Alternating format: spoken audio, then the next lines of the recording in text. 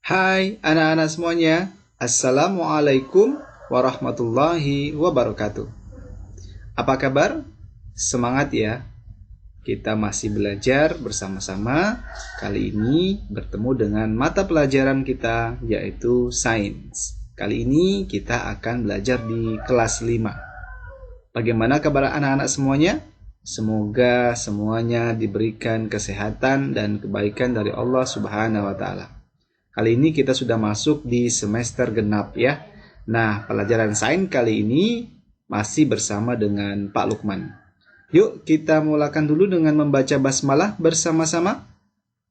Bismillahirrahmanirrahim. Anak-anak, materi pelajaran kita kali ini adalah tentang cahaya. Apa itu cahaya? Nah, inilah yang akan kita bahas dalam pembahasan pelajaran kita kali ini. Tahukah kamu apakah yang dimaksud dengan cahaya itu? Ya, cahaya itu adalah gelombang elektromagnetik yang dapat dilihat di indera oleh mata kita. Nah, mata kita diciptakan Allah Subhanahu wa Ta'ala untuk dapat melihat benda. Nah, melihat benda, kita membutuhkan cahaya untuk dapat melihat benda tersebut, seperti sebuah apel di depan ini. Nah, dengan adanya cahaya, barulah kita bisa melihat benda dengan baik. Tahukah kamu bahwa mata kita membutuhkan cahaya yang cukup untuk dapat melihat benda dengan baik? Bila tidak ada cahaya atau cahayanya kurang, redup begitu, sehingga mata kita tidak akan melihat benda dengan baik. Seperti apa yang kalian lihat di sini. Mata bisa melihat semua benda di sekitar kita karena ada cahaya. Dari mana cahaya berasal? Ya, tentu saja dari sumber-sumber cahaya. Nah, ada dua sumber cahaya yang bisa kita kenali. Yang pertama, ada sumber cahaya alami, yaitu yang bersumber dari alam. Kemudian, sumber cahaya buatan, yaitu sumber cahaya yang dibuat oleh manusia.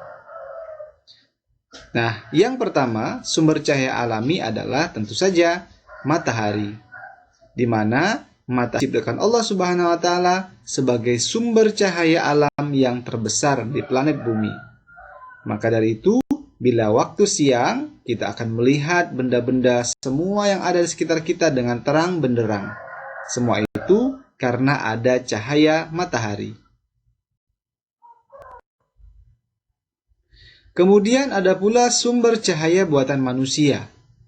Ya, walaupun buatan manusia, tetapi energi yang digunakan tetap dari alam ya. Contohnya seperti lampu minyak. Kemudian api, kemudian bisa juga menggunakan lilin. Nah, namun di saat ini setelah tercipta teknologi dan kemajuannya, maka saat ini kita menggunakan yang namanya lampu listrik dengan berbagai bentuk-bentuknya.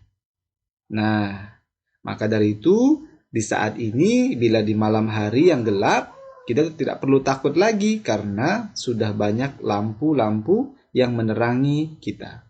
Sehingga kita bisa melihat benda-benda sekitar kita dengan baik dan melakukan aktivitas kehidupan kita dengan baik karena terang oleh lampu listrik.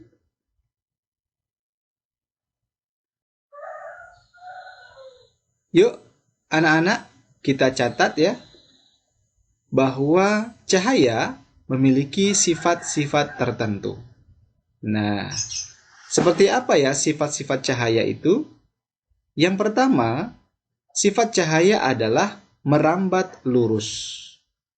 Kedua, cahaya dapat menembus benda bening. Yang ketiga, cahaya dapat dipantulkan. Yang keempat, cahaya dapat dibiaskan. Dan yang kelima, cahaya dapat diuraikan. Nah, inilah kelima sifat dari cahaya. Merambat lurus, menembus benda bening, dapat dipantulkan, dapat dibiaskan, dan dapat diuraikan. Ya.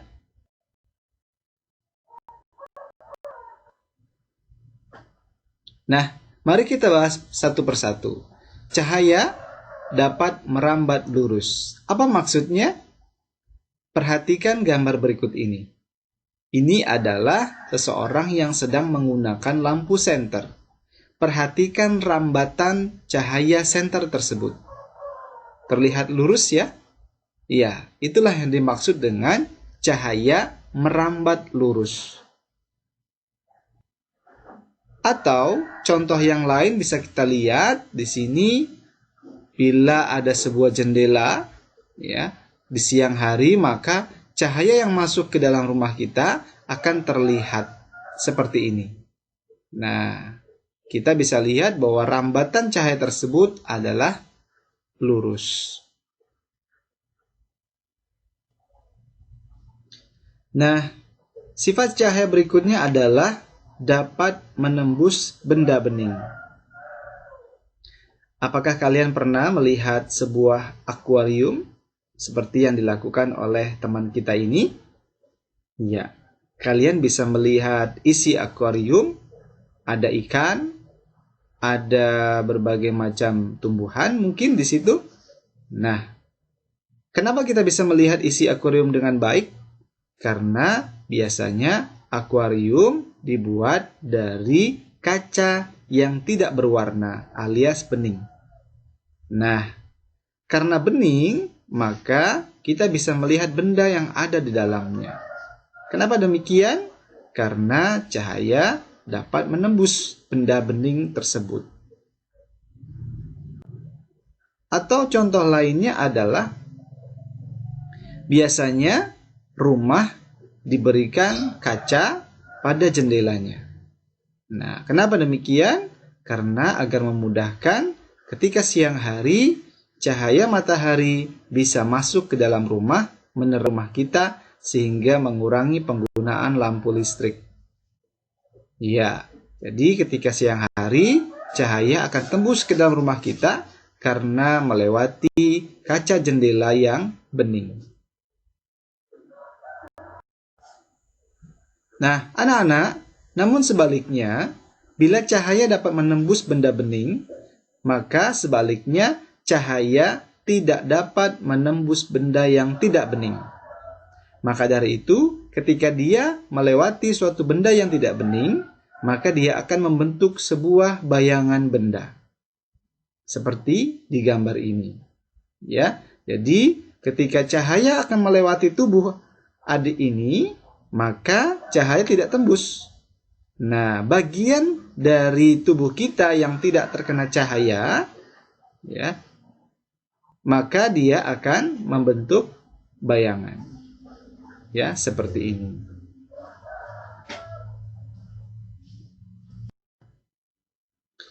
Atau kalian yang pernah bermain dengan bayangan dengan tangan kalian, kalian bisa membentuk bayangan bermacam-macam dengan telapak tangan kalian.